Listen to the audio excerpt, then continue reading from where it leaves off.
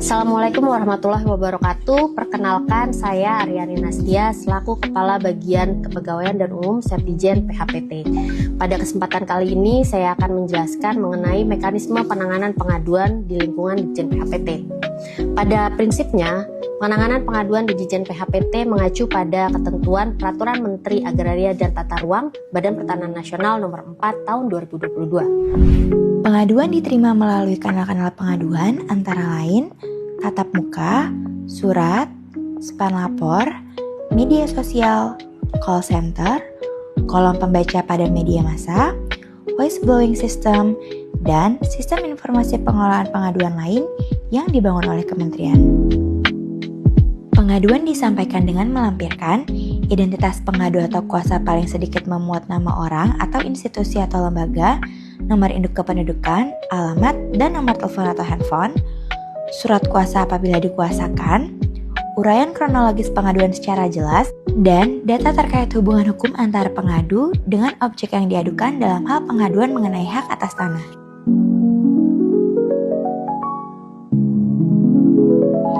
Pengadu dapat menyampaikan pengaduannya secara langsung dengan datang ke unit pengelola pengaduan dan selanjutnya akan diterima oleh pengelola pengaduan. Bagi pengadu yang ingin mendapatkan informasi tindak lanjut pengaduan yang telah dikirimkan melalui surat, dapat menuju loket persuratan.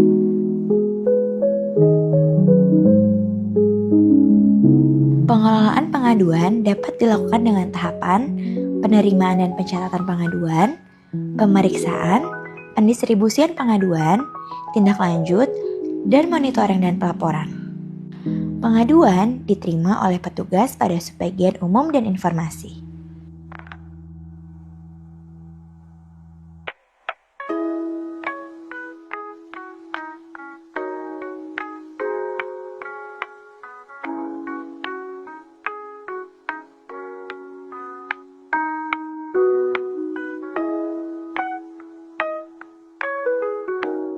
Dan selanjutnya dicatat dalam aplikasi pengelola pengaduan.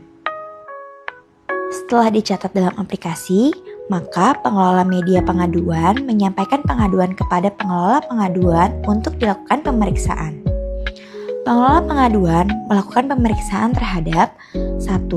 Kelengkapan pengaduan meliputi identitas pengadu dan uraian kronologis serta data hubungan hukum antara pengadu dan objek yang diadukan. Setelah pengelola pengaduan menentukan unit teknis yang akan menindaklanjuti pengaduan, maka pengelola pengaduan melaporkan kepada Kepala Bagian Kepegawaian dan Umum untuk disposisi distribusi dan tindak lanjut pengaduan.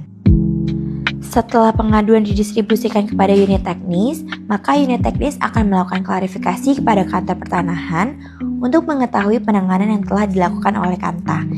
Setelah itu, akan dilakukan analisa data dari kedua belah pihak. Apabila telah selesai dilakukan analisa, maka penyelesaian pengaduan akan disampaikan kepada pemohon melalui surat.